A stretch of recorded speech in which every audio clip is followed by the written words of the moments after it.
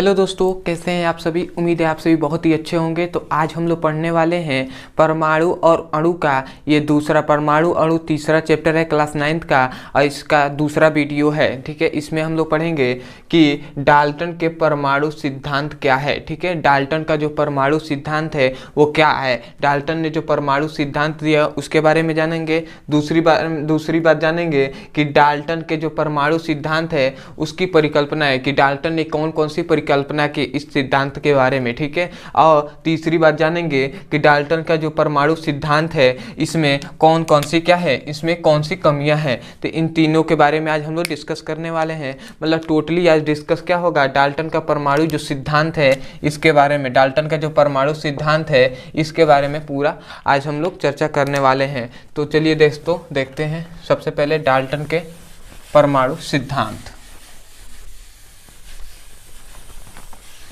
कि डाल्टन का परमाणु सिद्धांत क्या है।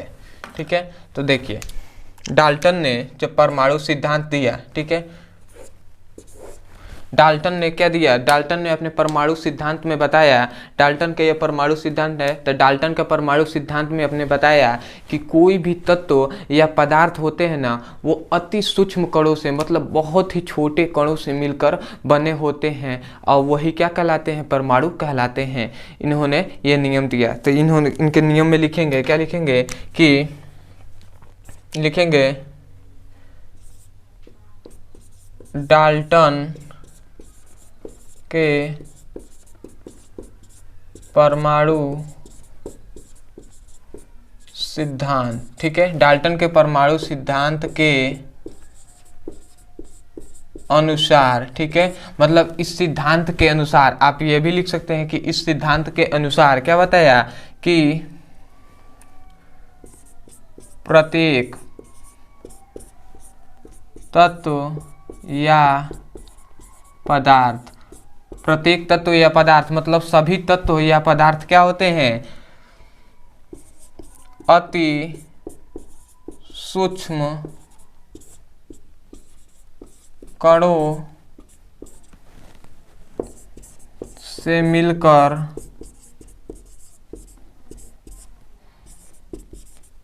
बने होते हैं, उसे परमाणु कहते हैं। ठीक है, यही इन्होंने क्या दिया, अपने सिद्धांत में नियम लिया। जो डाल्टन का परमाणु सिद्धांत है इसमें बताया कि इस नियमों के अनुसार, आप ये लिखिएगा कि इस नियमों के अनुसार, या आप अच्छे से लिखना हो तो डाल्टन के परमाणु सिद्धांत के अनुसार, कि इन्होंने बताया कि प्रत्येक तत्व जो होते हैं, प्रत्येक तत्व या पदार्थ मतलब सभी तत्व या पदार्थ क्या होते हैं, अति सूक्ष्म मतलब बहुत छोटे कणों से मिलकर बने होते हैं, और वो जो छोटा कण होता है ना उसी को क्या कहते हैं, परमाणु कहते हैं। तो उम्मीद है परमाणु के बारे में आपको समझ में आया होगा। अब हम देखेंगे कि जो इन्होंने डाल्टन के परमाणु सिद्धांत में क्या किया, इन्होंने परिकल्पना क्या की।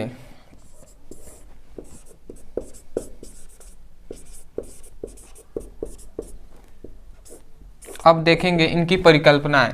ठीक है, इन्होंने क्या परिकल्पना की, जो डाल्टन के परमाणु सिद्धांत में क्या इन्होंने परिकल्पना की, क्या क्या इन्होंने सोचा। तो इन्होंने डाल्टन के परमाणु, जो इन्होंने परमाणु सिद्धांत दिया इसमें इन्होंने बताया कि जो परमाणु होते हैं ना, परमाणु एक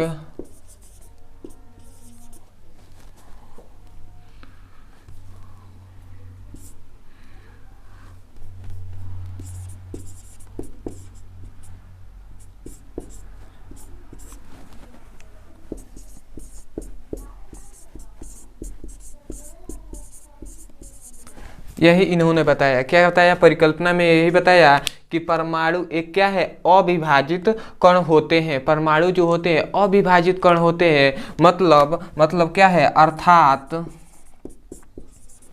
अर्थात परमाणु को विभाजित नहीं किया जा सकता। ठीक है, यही इन्होंने बताया। मतलब कहा कि परमाणु क्या होते हैं, अविभाजित कण होते हैं। मतलब क्या होते हैं, अर्थात मतलब कहने का मतलब ये है कि परमाणु को विभाजित नहीं किया जा सकता।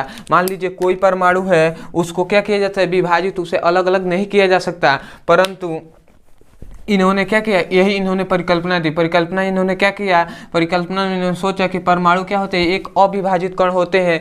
मतलब परमाणु एक क्या होते हैं, परमाणु को अलग नहीं किया जा सकता। अर्थात परमाणु क्या होते हैं, एक विभाजित परमाणु को विभाजित नहीं किया जा सकता। मतलब परमाणु क्या होते हैं, अविभाजित कण होते हैं। इन्होंने परिकल्पना की है।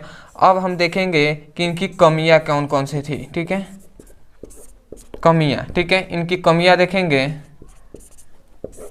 ठीक है, इन्होंने परिकल्पना ये किया कि क्या होते हैं, परमाणु एक अविभाजित कण होते हैं। मतलब परमाणु विभाजित कण नहीं होते हैं। ठीक है, और यह देखेंगे, कमियों में याद रखेंगे, इन्होंने बताया, इन्होंने परिकल्पना में इन्होंने जब मॉडल ये क्या दिया, इस सिद्धांत दिया, जब परमाणु मॉडल दिया, जब क्या दिया, डाल्टन ने अपना परमाणु सिद्धांत दिया, तो इन्होंने बताया इसमें कि परमाणु एक अविभाजित कण होते हैं। परंतु कमियां यही निकला, जब आगे चल के इसका रिसर्च हुआ तो इन्होंने आगे वाले जो वैज्ञानिक थे उन्होंने बताया क्या, कि परमाणु जो होते हैं ना, वो विभाजित कण होते हैं। इन्होंने क्या बताया था, अविभाजित कण। परंतु आगे जब वैज्ञानिकों ने खोज किया तो क्या बताया कि परमाणु ये क्या होते हैं, विभाजित कण होते हैं। मतलब परमाणु को विभाजित किया जा सकता है। तो इन्हों की कमियां यही थी कि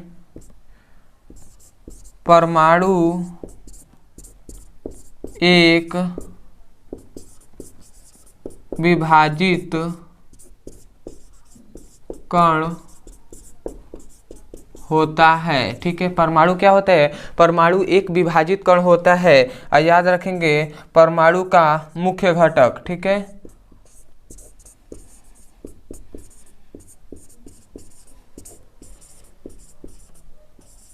परमाणु का जो मुख्य घटक कौन कौन से होते हैं, परमाणु के मुख्य 3 घटक होते हैं। कौन कौन, तो इलेक्ट्रॉन, ठीक है, पहला याद रखेंगे इलेक्ट्रॉन, दूसरा प्रोटॉन, और तीसरा याद रखेंगे, यहाँ पे दिखाई दे रहा होगा तो न्यूट्रॉन।